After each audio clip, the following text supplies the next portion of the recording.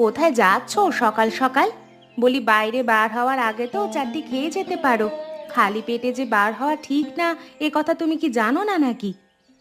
এই তো বাজারে কাজ আছে, যাবো আর আসবো। বলছি মা কোথায়? মাকে তো দেখছি না। কোথায় আবার গেছে হয়তো লোকের বাড়ি মাছের আঁশ কোড়াতে। ওই দেখো, আঁশ কুড়িয়ে পাহাড় করে রেখেছে। সে নাকি মাছের আঁশের সাথে কাদা মিশিয়ে 2 তলা ঘর করবে। মায়ের বয়স হয়েছে, তাই যা করে করতে দাও না। তুমি মাকে আবার কিছু বলতে যেও না। না না, কি বলবো? তোমার মাকে কিছু বলতে গেলেই তো ঝামেলা হবে। বাবা, আমার জন্য কলম নিয়ে এসো, কিন্তু কলমে কালি নেই। সে হবে ক্ষণ। তা তুই আজকে স্কুলে যাসনি? শোন মা, লেখাপড়া ঠিক মতো করবি। আমরা গরিব হয়েছি বলে তোকে লেখাপড়া শেখাবো না এমনটা কিন্তু না। তুই মন দিয়ে লেখাপড়া করবি, আর যা লাগে আমাকে বলবি। বাবা, আজকে তো সাপ্তাহিক ছুটির দিন, আর আমি তো পড়াশোনা করি। বাবা বাবা, আমাদের স্কুলের ছেলেমেয়েরা মনোজ স্যারের বাড়ি পড়তে যায়। আমিও কি ওনার বাড়িতে পড়তে যেতে পারি? বেশ, তো যাবি। এ কথা আবার আমাকে বলা লাগে নাকি? আচ্ছা, আমি গেলাম। আমার আবার দেরি হয়ে যাচ্ছে। ও মা, আমি দিদিমার কাছে যাচ্ছি। দিদিমা ওই পাড়ায় গেছে। ওই যে গেল, কখন আসবে তার ঠিক নেই।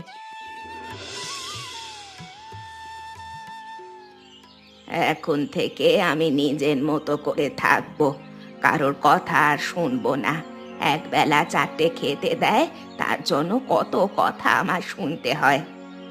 কথাগুলো কি আপনি আমাকে শোনাচ্ছেন, তাই তো? আমি আপনাকে কবে কথা শোনালাম একটু বলতে পারবেন? দেখো, আমি তোমার সাথে কোনো কথা বলতে চাই না। তোমার সাথে কোনো কথা বলতে গেলেই তো ঝামেলা শুরু হয়ে যাবে। এখন থেকে আমি আর তোমাদের সাথে নেই। দেখছো না, নিজের মতো করে রান্না করছি। আমাকে একটা কথা বলুন তো, তরি তরকারি, চাল, এইগুলো আপনি কোথায় পেয়েছেন? ভিক্ষা করেছেন বুঝি? ঝাঁটা লাথি খেয়ে একবেলা খাওয়ার চেয়ে ভিক্ষা করে নিজের মতো করে বাঁচা অনেক ভালো। বৌমা, তুমি এখন যাও। দেখছো না আমি রান্না করছি। দিদিমা, এখন থেকে আমিও তোমার সাথে থাকবো। তোমার বাড়িটা খুব সুন্দর। এত সুন্দর বাড়ি আমি আর একটাও দেখিনি। বেশ তো, তুই এখানে থাকবি। এত গরমের মধ্যেও এই বাড়ির ভেতরে কত ঠান্ডা। এখানে তুই খুব আরামে ঘুমাতে পারবি। বিন্দু, চলে আয় বলছি। এখানে আমি তোকে কিছুতেই থাকতে দিব না। বৌমা, ওকে তোমার মতো করে গড়ে তুলো না। ও তোমার মতো প্যাঁচ বোঝে না। বাচ্চা মেয়ে, ওর যেখানে ভালো লাগবে সেখানেই থাকবে। বিন্দু, আমি তোকে চলে আসতে বলেছি, কিন্তু আর একবার ডাকবো। যদি আমার কথা না শুনিস, চুলের মুঠি ধরে টানতে টানতে নিয়ে আসবো। ঠিক আছে মা, আসছি। এই ঝড় বৃষ্টির দিনে স্কুলে না গেলে হয় না। আজকে স্কুলে যেতে হবে না। তাই বললে কি হয়? আমার একটা দায়িত্ব আছে না? আমি স্কুলের প্রধান শিক্ষক। আমি যদি ফাঁকি দিই, তাহলে অন্যরাও ফাঁকি দেওয়ার সুযোগ খুঁজবে। ঝড় বৃষ্টির দিন স্কুলে না গেলে সেটাকে ফাঁকি দেওয়া বলে না। তুমি আর স্কুলে যাবে না, এটাই আমার শেষ কথা। আমাকে যে যেতেই হবে। আচ্ছা, আজ না হয় সুমনের স্কুলে যাওয়ার দরকার নেই। কোথায় ও? এখনো ঘুম থেকে ওঠেনি নাকি? সকাল থেকে বৃষ্টি হচ্ছে, তাই আর ডাকা হয়নি। এত ঝড় বৃষ্টির মধ্যে আমি ওকে স্কুলে যেতে দিব না। তুমি তো আমার কোনো কথা শুনছো না। বলি, একটা দিন স্কুলে না গেলে কি এমন মহাভারত অশুদ্ধ হয়ে যাবে শুনি? দায়িত্ব একটা কঠিন জিনিস, বুঝলে? ঠিক মতো দায়িত্ব পালন না করতে পারলে আমি যে শান্তি পাবো না। ওরে বাবা গো, দেখো দেখো কি অবস্থা। এই সময় বাজ পড়ে যে কত মানুষ মারা যায়, মনে আছে তোমার? গত বছর রমির চাচার ছেলে বাজ পড়ে মারা গিয়েছিল। মনে থাকবে না কেন? খুব মনে আছে। মিনতি, স্কুলে যাওয়ার সময় এসব কথা বলো না। কথায় কথায় অনেক দেরি হয়ে গেল। আমি গেলাম, তোমরা সাবধানে থেকো। ও দিদিমা, আমায় একটু আশ্রয় দেবে? আমাদের ঘর দিয়ে জল পড়ছে। বাবা মায়ের চোখ ফাঁকি দিয়ে আমি তোমার কাছে চলে এসেছি। তোর বাবা মা যে চিন্তা করবে, কিন্তু তুই লুকিয়ে এসে একদম ঠিক করিসনি। আমি একদম ঠিক কাজ করেছি দিদিমা। বাবা মা যদি আমার খোঁজ করতে আসে তাহলে তুমি বলবে আমি আসিনি। আজ থেকে আমি তোমার এই ঘরে লুকিয়ে থাকবো। তা হয় না দিদি ভাই, ঝড় বৃষ্টি থেমে গেলে তুই চলে যাবি, নইলে কিন্তু সত্যি সত্যি তোর বাবা মা অনেক চিন্তা করবে। যতদিন ওরা তোমার সাথে ভালো ব্যবহার না করবে ততদিন আমি তোমার এখানেই থাকবো। আমি চাই আমার বাবা মায়ের একটা শিক্ষা হোক। তোর বাবা তো আমার সাথে খারাপ ব্যবহার করে না, তাহলে তোর বাবাকে শুধু শুধু কষ্ট কেন দিবি দিদি ভাই? বাবা তোমার সাথে খারাপ ব্যবহার করে না ঠিক, কিন্তু মা যখন তোমার সঙ্গে খারাপ ব্যবহার করে তখন তো প্রতিবাদও করে না। ওরে বোকা মেয়ে, সংসার টিকিয়ে রাখতে হলে অনেক কিছু যে সহ্য করতে হয়। তোর বাবা যদি প্রতিবাদ করতে যায় তাহলে সংসারে অশান্তি আরো বাড়বে, তাই সব চুপচাপ সহ্য করে সে। আমি অত কিছু বুঝি না দিদিমা, আমি এখানে থাকবো, এটাই আমার শেষ কথা। তোর স্কুল আছে, তারপর মনোজ মাস্টারের বাড়িতে পড়তে যাস, সেই সবের কি হবে? আমি তো তোমাকে বললাম বাবা মা ঠিক না হওয়া অবধি আমি এই বাড়ি থেকে কোথাও যাব না। এতে যদি আমার পড়াশোনার ক্ষতি হয় তাহলে হোক। বুঝতে পেরেছি, তোর সাথে কথা বলে লাভ হবে না, তবে আমার ঘরটা বেশ মজবুত আছে, তুই বেশ শান্তিতেই থাকতে পারবি। দিদিমা, আমি তাহলে ওপরের ঘরে যাই। আরেকটা কথা, বাবা মা খোঁজ করতে আসলে বলবে আমি আসিনি। অনেকক্ষণ ধরে বিন্দুকে দেখছি না, এই বৃষ্টি বাদলে মেয়েটা কোথায় গেল বলো তো? আমার মনে হয় মায়ের ওখানে আছে, নইলে যাবে কোথায়? চলো তো গিয়ে দেখে আসি। তোরা এখানে কেন, কিছু বলবি? মা, বিন্দু তোমার এখানে এসেছে? অনেকক্ষণ ধরে ও বাড়িতে নেই, কোথায় যে গেল মেয়েটা। দেখছিস তো আমি একাই বসে আছি, এখানে আসলে তো আমার কাছে বসে গল্প করতো। সেটাই তো ভাবছি, তোমার এখানে তো নেই, তাহলে গেল কোথায়? মা, আমার কেন জানি মনে হচ্ছে আপনি জানেন বিন্দু কোথায় আছে, আমাদের সাথে মিথ্যা কথা বলছেন। তুমি সব সময় মায়ের সাথে এমন করো কেন? মা তো বলছে তার এখানে নেই, চলো ঘরে যাই, মনে হয় ঝড় বৃষ্টিতে আম কুড়াতে গেছে। বৌমা তো আমার কথা কোনোদিনই বিশ্বাস করে না, যদি বিশ্বাস না হয় তাহলে আমার 2 তলা বাড়ির সব জায়গায় খুঁজে দেখতে পারে। ঠিক আছে, হ্যাঁ আমি তাই করব। কি হলো বৌমা, দিদিভাইকে পেলে? আমি তো বলেইছিলাম দিদিভাই আমার এখানে কোথাও আসেনি, তারপরও আমার কথা বিশ্বাস করলে না। রাত হয়ে গেছে, দিদিভাইয়ের জন্য তো চিন্তা হচ্ছে। বিকেলে মনোজ মাস্টারের কাছে পড়তে যায়, ওনার কাছে পড়তে গেল কি না। লতা, চলো তো মনোজ মাস্টারের বাড়িতে যাই। বিকালের দিকে ভালো ঝড় বৃষ্টি হচ্ছিল, ওই অবস্থায় পড়তে যাবে? আচ্ছা চলো মাস্টারের বাড়ি যাই। দিদিভাই তো ওপরের ঘরে শুয়েছিল, ও কি সত্যি নেই? বিকাশ, ভালোই হলো তোমার সাথে দেখা হয়ে। দেখা না হলে আমি তোমার বাড়িতে আজকে যেতাম। বিন্দু পড়াশোনায় ভালো, কিন্তু কয়েকদিন হলো স্কুলে যাচ্ছে না, আবার আমার কাছেও পড়তে যাচ্ছে না। ওই যে সেদিন আপনার বাড়িতে বিন্দুর খোঁজ করতে গিয়েছিলাম, সেদিন থেকে আমার মেয়েটাকে খুঁজে পাওয়া যাচ্ছে না। মাস্টার, মেয়েটাকে নিয়ে আমার অনেক স্বপ্ন ছিল। কি বলছো তুমি? আমি তো মনে করেছিলাম তোমার মেয়েকে পাওয়া গেছে, আর এতদিন পাওয়া যায়নি সে কথা আমাকে কেন বলনি? বলে আর কি করব, আপনি বা তাকে পাবেন কোথায়? এমন কোনো জায়গা নেই আমি ওকে খুঁজতে বাকি রেখেছি। থানায় রিপোর্ট করেছো? যদি না করো এক্ষুনি আমার সাথে চলো। এই গ্রামে ওর মতো মেধাবী মেয়ে আর একটাও নেই। আমি তো মনে করি ও বড় হয়ে গ্রামের নাম উজ্জ্বল করবে। আমার কিচ্ছু দরকার নেই, আমি শুধু মেয়েটাকে ফিরে পেতে চাই। মাস্টার, আমার মেয়েটাকে ফিরে পাবো তো? কান্নাকাটি করে কোনো লাভ হবে না, তোমাকে এই সময় মাথা ঠান্ডা রাখতে হবে। কথা না বাড়িয়ে চলো আমরা থানায় যাই। আমার শরীরে কোনো শক্তি নেই, যখন মনে হচ্ছে মেয়েটা আমার আমার নেই, তখন তখন কেমন যেন পাগল পাগল লাগছে। মাস্টার, আমার মেয়ে বেঁচে আছে তো? এইসব কথা একদম মুখে আনবে না, তোমার মেয়ে ঠিক আছে, ওর কিছু হবে না।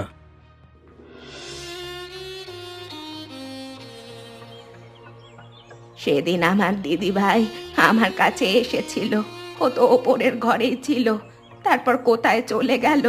দিদি ভাই, তুই কোথায়? তোর জন্য কষ্টে আমার বুকটা যে ফেটে যাচ্ছে। তুই আমাদের ছেড়ে কোথায় গেলি? সবাইকে বোকা বানিয়ে আমার দিদি ভাইটা কোথাও লুকিয়ে নেই তো?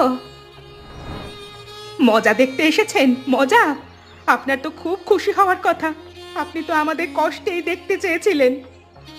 বৌমা, তুমি এসব কি বলছো? আমার দিদি ভাইকে পাওয়া যাচ্ছে না, কষ্টে আমার বুকটা ভেঙে যাচ্ছে, আর তুমি এভাবে আমাকে কথা শোনাচ্ছ? আপনার কষ্ট হচ্ছে তাই না? দেখে তো মনে হচ্ছে না আপনার কষ্ট হচ্ছে। আপনি আসলে মনে মনে খুশি হয়েছেন। বৌমা, আসলে তুমি কোনোদিন মানুষ হলে না। এই বাড়িতে বিয়ে করে আসার পর থেকে তুমি আমাকে দেখতে পারো না। আমার ওপর তোমার এত কিসের রাগ? এখন তো তোমাদের সাথে আমি থাকিও না, আশেপাশের গ্রামে ভিক্ষা করি।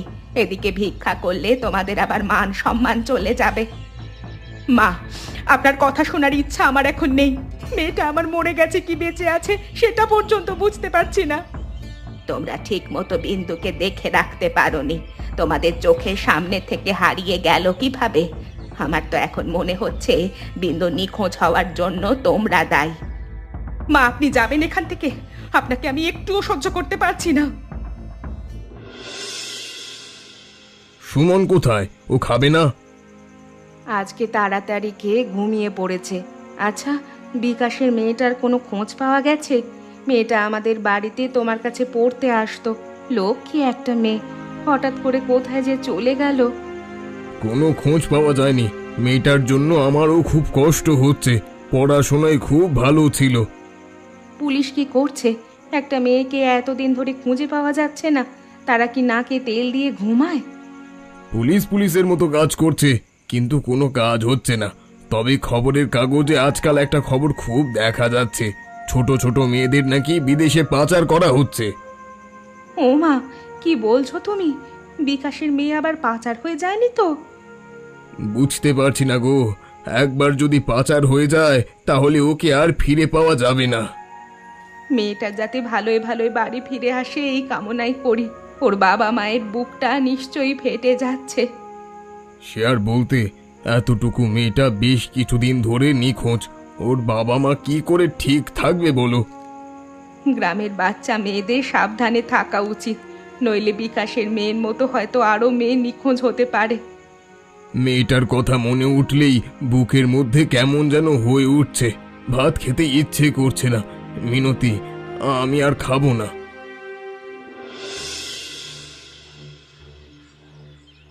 আমাকে আমাকে এখানে কেন আটকে রেখেছেন? আমাকে আমার বাড়ি যেতে দিন। আমি এখানে থাকবো না। আমার বাবা মা দিদিমা সবাই আমার জন্য কষ্ট পাচ্ছে। তুই এমন করছিস কেন? এখানে কি তুই খারাপ আছিস? শোন, তোকে আমরা বিদেশে পাঠিয়ে দেব, তুই সেখানে অনেক ভালো থাকবি।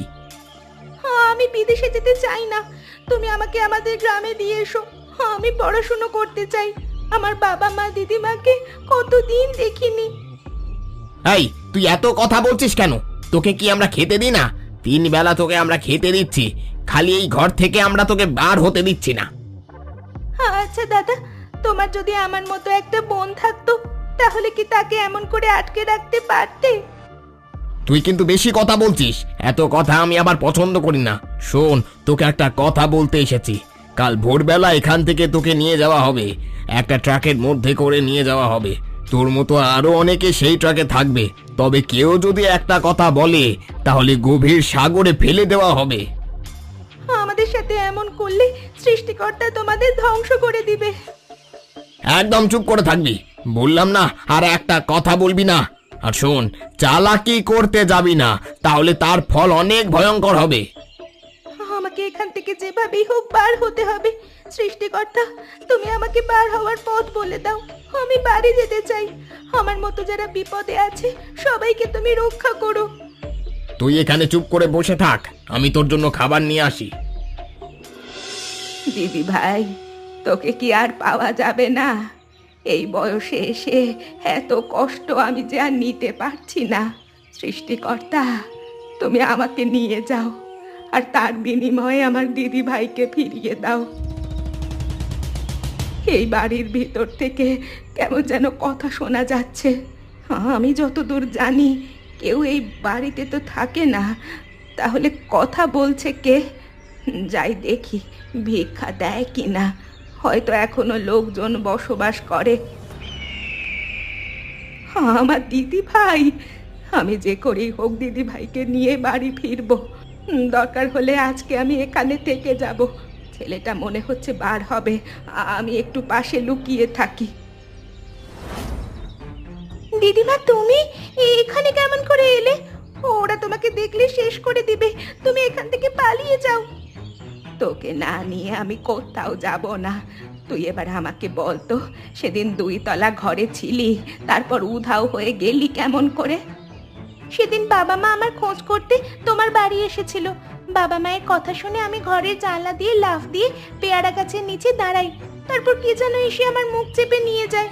এরপর আমার আর জ্ঞান থাকে না। জ্ঞান ফিরে দেখি আমি এখানে। আহারে দিদি ভাই, তোর কত কষ্ট হয়েছে। চল, আমি তোকে নিয়ে যাব, তোর আর কষ্ট হবে না। দিদিমা, কে যেন কথা বলছে, তুমি তাড়াতাড়ি বাইরে লুকিয়ে পড়ো। আর একটা কথা, ভোরে আমাকে এখান থেকে নিয়ে যাবে, যা করার তার আগে করতে হবে। ঠিক আছে দিদি ভাই, আমি আগে লুকিয়ে পড়ি। আজকের খবর পড়ে খুব চিন্তায় পড়ে গেলাম। কেন জানি না মনে হচ্ছে বিকাশের মেয়েটা পাচার হয়ে গেছে। এই দেখো, এখানে লেখা আছে 8 থেকে 15 বছরের মেয়েরা পাচার হচ্ছে। পুলিশ পাচারকারীদের আটক করার চেষ্টা করছে। খুব দ্রুত পাচারকারীরা ধরা পড়বে। আহারে, কত বাচ্চার জীবন যে নষ্ট হচ্ছে, তাদের বাবা মায়ের বুকটাও খালি হয়ে যাচ্ছে। শয়তান পাচারকারীরা যেন দ্রুত ধরা পড়ে। সমস্যা কি জানো, মূল শয়তানকে ধরা কঠিন হয়ে যায়। মাস্টার, এখন কি হবে? সবাই বলছে আমার মেয়েকে নাকি পাচারকারীরা ধরে নিয়ে গেছে। বিকাশ, শান্ত হও, পুলিশ কাজ করছে। খুব দ্রুত পাচারকারীরা ধরা পড়বে। তোমার মেয়ে ঠিক ফিরে আসবে। আমার মেয়ে আর ফিরে আসবে না। আমার বুকটা খালি করে মেয়েটা চলে গেল। হঠাৎ করে এ কি শুরু হলো? মিনতি, তুমি সুমনের কাছে যাও, ও পাশের ঘরে পড়ছিল। এই ঝড় যেন সব শয়তানদের শেষ করে দেয়। এত ঝড় বৃষ্টি হলে কি করে হবে? মনে হয় কাল ভোরে যাওয়া হবে না। তোর আয়ু মনে হয় আরো কিছুদিন বেড়ে গেল। হ্যাঁ, আমার খুব কষ্ট হচ্ছে, আমাকে একটু জল খেতে দিবে? তোর শেষ ইচ্ছাটা পূরণ করতেই হবে। আমি জল নিয়ে আসছি। শয়তান, আমার নাতনিকে পাচার করবি না? দিদি ভাই, এখনই বার হতে হবে। দিদিমা, এত ঝড়ের মধ্যে বাড়ি যাব কি করে? আমরা বরং একটা জায়গায় চুপ করে বসে থাকি। হ্যাঁ রে দিদি ভাই, তাই করতে হবে। ওইদিকে একটা বড় বট গাছ আছে, আমরা বট গাছের নিচে বসে থাকবো। দিদিমা, তুমি সারাদিন ওইখানে ছিলে? হ্যাঁ রে দিদি ভাই, আমি আশেপাশেই ছিলাম। প্রতিজ্ঞা করেছিলাম তোকে না নিয়ে বাড়িতে ফিরবো না। তোমার জন্য আমার জীবনটা বেঁচে গেল দিদিমা। এখন থেকে সত্যি সত্যি আমি তোমার কাছেই থাকবো। ঠিক আছে দিদি ভাই, তাই হবে। হ্যাঁ, এখন ভালোই ভালোই রাতটা পার হলে বাঁচি। মেয়েটা মেয়েটা আমার আমার গেল মা। আর শেষে আমাদের আশ্রয় হলো মায়ের তৈরি করা মাছের আঁশের এই বাড়িতে। বিকাশ, একটা ভালো খবর আছে। পাচারকারীরা গতকাল রাতে ধরা পড়েছে। এবার হয়তো তোমার মেয়ের খোঁজ পাওয়া যেতে পারে।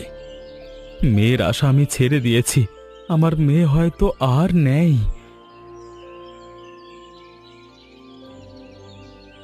মেয়ে নেই মানে? এই দেখ তোর মেয়ে। মা বিন্দু, আমাদের ছেড়ে তুই কেমন করে ছিলি মা? এতদিন তাহলে তোর দিদিমাই তোকে লুকিয়ে রেখেছিল? তুমি সব সময় দিদিমার দোষ দাও। আমাকে তো পাচারকারীরা ধরে নিয়ে গিয়ে পুরনো একটা বাড়িতে আটকে রেখেছিল। দিদিমাই তো আমাকে উদ্ধার করে নিয়ে এসেছে। মাসিমা, আপনি অনেক সাহসের কাজ করেছেন।